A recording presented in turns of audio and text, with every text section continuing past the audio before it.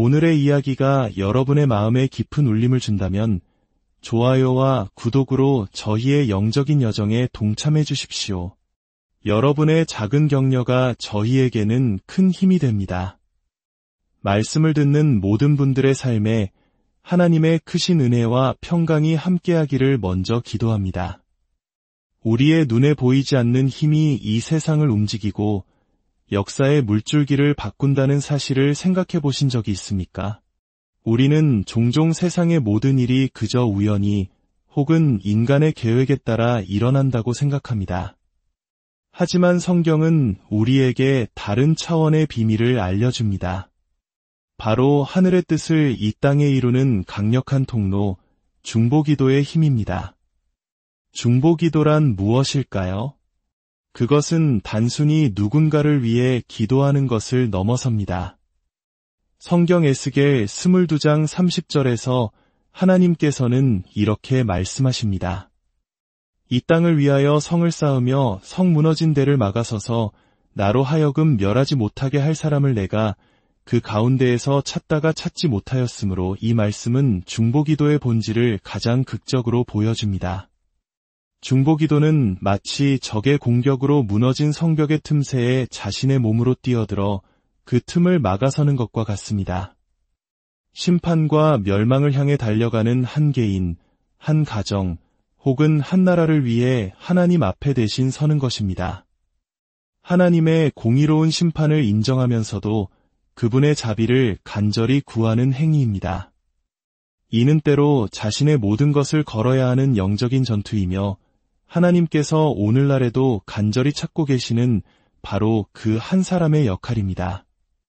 수많은 사람이 이미 멸망했을지도 모릅니다. 만약 누군가의 간절한 중보기도가 없었다면 말입니다. 하나님은 지금 이 순간에도 온 땅을 두루 살피시며 두 종류의 사람을 찾고 계십니다. 바로 진정한 예배자와 무너진 틈새에 설 줄 아는 중보기도자입니다. 이 두 부류의 사람일까요? 목사, 선교사, 예언자도 중요하지만 하나님께서 가장 근본적으로 찾으시는 것은 바로 그분과 깊이 교제하는 예배자와 그분의 마음으로 세상을 품는 중보기도자이기 때문입니다. 이것이 세상의 가장 부족한 모습이기 때문입니다. 오늘 하나님께서 당신을 부르실 때 주님, 제가 여기 있습니다 라고 대답할 준비가 되셨습니까? 모든 신자는 이 땅에서 제사장으로서 중보할 책임이 있습니다. 하지만 모든 이가 동일한 영적 권세와 능력을 갖는 것은 아닙니다. 영적 세계에는 질서가 있기 때문입니다. 악한 영의 왕자를 대적하기 위해서는 하나님의 왕자가 필요합니다. 기도의 능력은 단순히 소리 지르는 열심에서 나오는 것이 아니라 우리가 누구인지에 대한 깊은 깨달음에서 비롯됩니다. 기도와 중보기도는 인류의 역사를 바꾸어온 가장 강력한 힘입니다. 이 사실을 마음에 깊이 새기시길 바랍니다. 이 땅의 모든 영적인 기류와 한 나라의 운명은 두 가지에 의해 결정됩니다. 바로 하나님의 말씀인 예언과 그 말씀을 붙들고 부르짖는 기도입니다. 세상의 어떤 사건도 그냥 일어나지 않습니다. 모든 일의 배후에는 영적인 원인이 있습니다. 우리의 기도는 영적인 세계에 직접적인 영향을 미치며 그 결과로 현실 세계의 환경과 역사를 빚어나갑니다. 그러므로 당신이 무릎 꿇고 기도하는 시간은 결코 시간 낭비가 아닙니다. 당신은 지금 역사를 만들고 있으며 그리스도의 다시 오심을 위한 거룩한 분위기를 준비하고 있는 것입니다. 그렇다면 이 마지막 때에 역사를 움직이는 중보기도자가 되기 위해 우리는 무엇을 알아야 할까요? 가장 중요한 첫 번째 원칙은 바로 자신의 정체성을 아는 것입니다. 영적인 세계를 다스리고 통치하기 위해서는 먼저 당신이 누구인지 알아야 합니다. 영적인 세계가 현실 세계를 지배하기 때문입니다. 우리가 한 나라를 바꾸고 싶다면 먼저 영적 세계에 들어가는 법을 알아야 합니다. 우리가 세상의 잘못된 것들을 바꾸기 원한다면 반드시 기도를 통해 영적인 영역에서 먼저 변화를 일으켜야 합니다.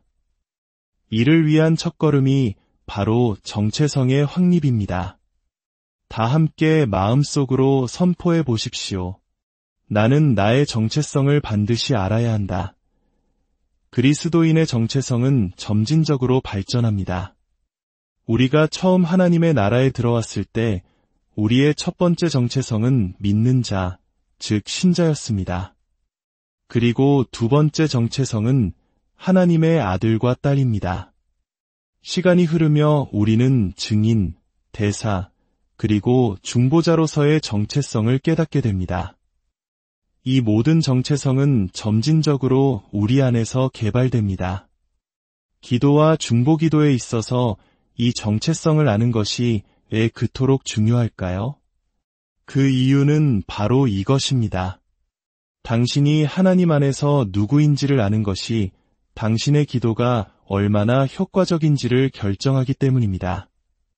이것은 영적인 세계의 진리입니다. 자신의 정체성을 아는 사람은 기도하는 방식이 다릅니다.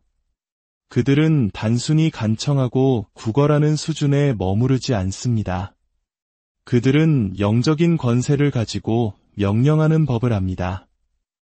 요한계시록 1장 6절은 우리를 향해 그의 아버지 하나님을 위하여 우리를 나라와 제사장으로 삼으셨다고 선포합니다. 기도와 중보기도의 영역에서 당신의 정체성은 바로 왕같은 제사장입니다. 제사장은 하나님 앞에 나아가 백성을 대표하고 왕은 권세를 가지고 다스립니다. 당신은 하나님 앞에서는 겸손한 제사장이지만 세상과 어둠의 권세 앞에서는 당당한 왕입니다. 이 정체성을 알 때 당신은 영적인 세계에서 명령을 내릴 수 있습니다. 이것은 당신의 남편이나 아내 혹은 자녀에게 명령하라는 뜻이 아닙니다. 이것은 영적인 영역에서 어둠의 세력을 향해, 질병을 향해, 불가능한 상황을 향해 명령하는 것을 의미합니다. 예수님께서 이 땅에 계셨을 때를 기억해 보십시오. 바리새인들은 예수님의 말씀에 있는 권세에 놀랐습니다. 예수님께서는 영적인 세계에서 명령하셨습니다. 거친 풍랑을 향해 잠잠하라, 고요하라, 고 명령하시자 바다가 순종했습니다. 왜 이것이 가능했을까요? 당신이 누구인지를 알기 때문입니다. 영적인 세계에서 당신을 정의하는 것은 당신의 인종이나 국적, 피부색이나 학력이 아닙니다. 당신의 정체성은 오직 하나님에 의해 정의됩니다. 당신이 하나님의 자녀이며 왕같은 제사장이라는 사실을 진정으로 깨달을 때 당신의 목소리에는 이전과 다른 권세가 실리게 됩니다. 두려움에 차서 하는 기도는 힘이 없습니다. 하지만 당신이 누구인지, 즉 하나님 앞에서 백성을 위해 중보하는 제사장이며 하나님의 권세를 위임받은 아들이라는 사실을 알 때 당신의 기도는 강력한 명령이 됩니다. 당신은 바람을 향해, 질병을 향해, 당신의 가정을 묶고 있는 어둠의 세력을 향해 명령할 수 있습니다. 상황을 바꾸라고 명령할 수 있습니다. 이제 교회가 다시 한번 왕같은 제사장의 정체성을 회복할 때입니다. 당신이 당신의 가정과 도시, 그리고 이 나라를 위한 제사장적 중보자로 자신을 보기 전까지 당신의 중보기도는 아직 시작되지 않은 것과 같습니다.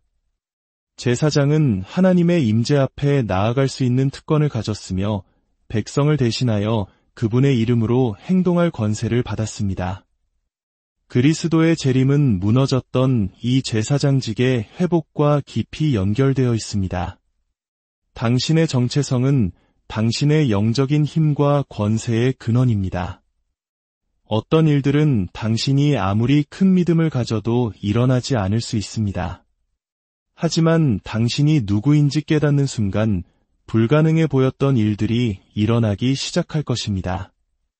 모세가 행했던 기적들은 그가 누구였는지, 즉 하나님께서 세우신 지도자라는 그의 정체성과 연결되어 있었습니다. 예수님께서 행하신 모든 기적과 그분의 말씀에 담긴 놀라운 권세는 그분이 하나님의 아들이라는 자신의 정체성을 온전히 알고 계셨기 때문입니다. 그래서 그분은 바람에게도 잠잠하라고 명령하실 수 있었던 것입니다. 오늘 하나님께서 당신을 이곳으로 이끄신 이유는 당신이 누구인지를 다시 한번 기억하게 하시기 위함입니다. 당신은 더 이상 연약하고 무기력한 존재가 아닙니다. 당신은 하나님의 자녀이며 왕같은 제사장입니다. 당신이 기도하기 위해 무릎을 꿇을 때 당신은 시간을 낭비하는 것이 아닙니다. 당신은 하나님의 동역자로서 역사를 만들고 있으며 하늘의 뜻을 이 땅에 세우고 있습니다. 이제 당신의 진정한 정체성 안에서 일어나십시오. 그리고 권세 있는 기도를 시작하십시오. 당신의 가정과 이 나라를 위해 무너진 성벽의 틈새에 서십시오. 당신의 기도를 통해 하나님의 나라가 이 땅에 임할 것입니다. 여러분의 삶에 하나님의 깊은 평강과 축복이 가득하기를 소망합니다.